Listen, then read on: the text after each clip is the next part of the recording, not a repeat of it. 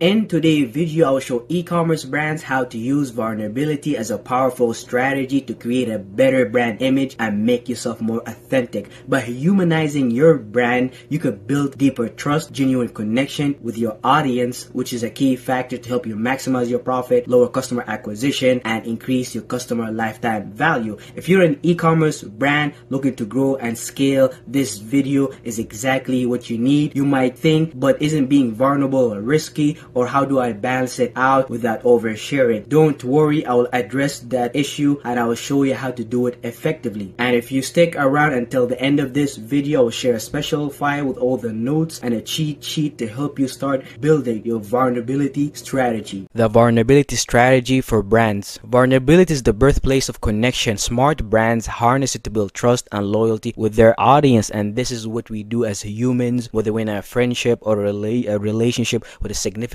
other. We build trust and loyalty through sharing our vulnerabilities, our weakness, what makes us feel insecure, shedding that image of perfection and showing that person who we really are, and that tends to build trust and loyalty. And this is something you can even test out with yourself. Most likely your deepest relationships, your deepest friendship are most likely because you guys shared a lot of vulnerabilities, a lot of insecurities, and you guys were willing to shed your ego and present yourself as who you really are. What is vulnerability in branding and why does it work? Definition: vulnerability in branding is about showcasing the human side of your business. So if you take any idea from this video, make sure it's this one, that vulnerability in branding is about showcasing the human side of your business, because the modern day human, we look at business corporations as these evil entities. They're trying to take our money and continuously push product onto us, and this is why a lot of people have a negative perception on business, all the way to the point that some people don't want to start a business because they believe that business is evil, business steal resources, business destroy countries and things like that. But also the opposite is true. Business could support people, business could build communities and things along this line. So the key here is about showing the human side of your business. This is why people do vlogs behind the scene to show the people what they're doing behind their company, things like that. So what does vulnerability means? It means embracing being real, admitting imperfections, fostering a genuine connection with your audience by stepping away from the facade of perfection and being real. Brands become more relatable and trustworthy. The psychology behind it: vulnerability fosters trust and empathy. While humans are capable of logical thought, we are inherently emotional beings. We connect deeply with brands that acknowledge our struggle instead of simply pushing products. Why it matters: vulnerability-based stories are memorable, unlike generic sales pitches. Emotional narratives resonate and create a lasting impression on people's subconscious mind. And this is very important. The subconscious mind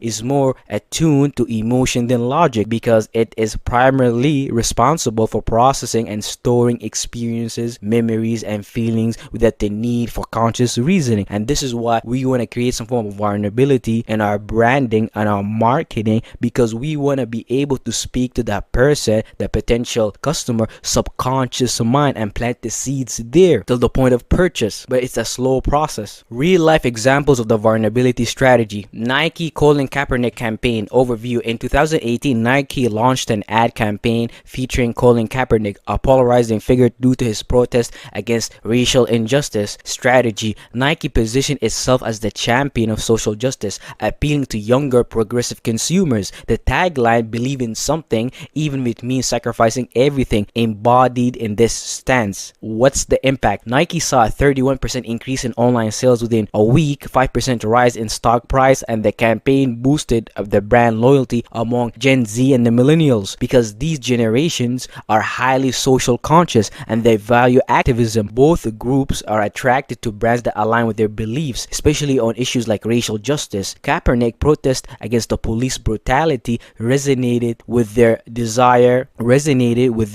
for brands to take a stand on important causes. Kaepernick protest against police brutality resonated with their desire for brands to take a stand on important causes. Nike also tapped into the cultural moment, strengthening an emotional connection to the subconscious mind with younger consumers who prioritize being authentic, transparent. The campaign went viral on social media, further engaging younger audience. Overall, it helped Nike position itself as a bold, progressive brand that resonates with the values of Gen Z and the millennials, because they're going to be the same people who are buying from them now, and later when they get older, they're going to be the same people who's going to support them, which is a very smart move. Negative backlash. Nike faced a negative backlash backlash, including calls for boycotts and public burning of their products. Some conservative consumers viewed the campaign as a devious, unpatriotic, and the stock initially dropped by 3.2% before rebounding. Lesson: align your brand with values that resonate with your audience, even if it's risky. Nike here was willing to take a chance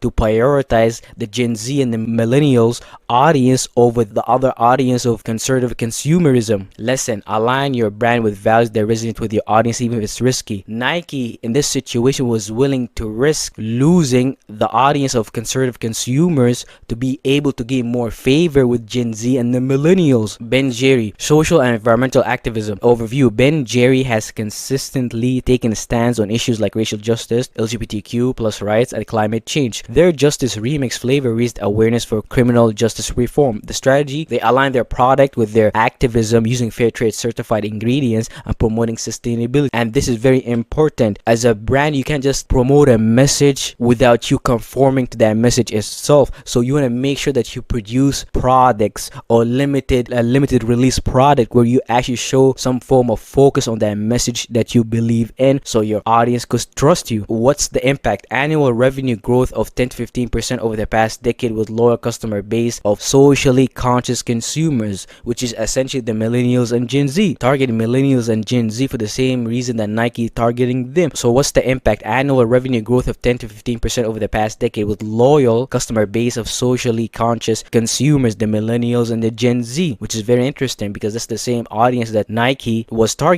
So what's some negative backlash they experience? Ben Jerry has faced boycotts and criticism from conservative groups who oppose their progressive stance, which make perfect sense. Conservative groups have different values than people who believe in progressive movements such as LGBT, racial justice, and things like that. Some consumers believe that brands should stay out of politics, leading to customer loss, and they were willing to lose these customers to be able to gain the favor of millennials and Gen Z. And this is something you have to realize: when you stand up for something, another group may not stand up for it, and you might put yourself in a situation where you lose the support of that group. So you need to make sure that you're aware of what you're doing, what could possibly happen. The lesson: consistent activism build trust and loyalty with like-minded audience. And this campaign was successful because Ben and Jerry has obviously been consistently taking stance against these issues: racial injustice, LGBTQ rights, and the climate change, showing their audience they are authentic, they are consistent with what they believe in, and actually they're willing to put it in their product. So they're not a brand or a business that suddenly started speaking about racial injustice issues just to gain favor from the people. And that's the key: you have to be consistent with your messaging for a long time on all different platforms. Overview: Dove 2004 campaign and features women of all shapes, sizes, ethnicities, challenging the conventional beauty standards, which is very interesting due to certain society promoting like specific beauty standards. Dove 2004 campaign featured women of all shapes and sizes and ethnicities, challenging conventional beauty standards. Strategy: by redefining beauty and promoting self-esteem, Dove positioned itself as the champion of authenticity and empowerment. Impact: a 700% increase in sales over a decade, reaching over 1.5 billion people globally. Negative backlash: critics point out the contradictions, such as Dove parent company Unilever also owning brands with contrasting messages. Something very important: if your company is working with other companies or owns other brands, you gotta make sure that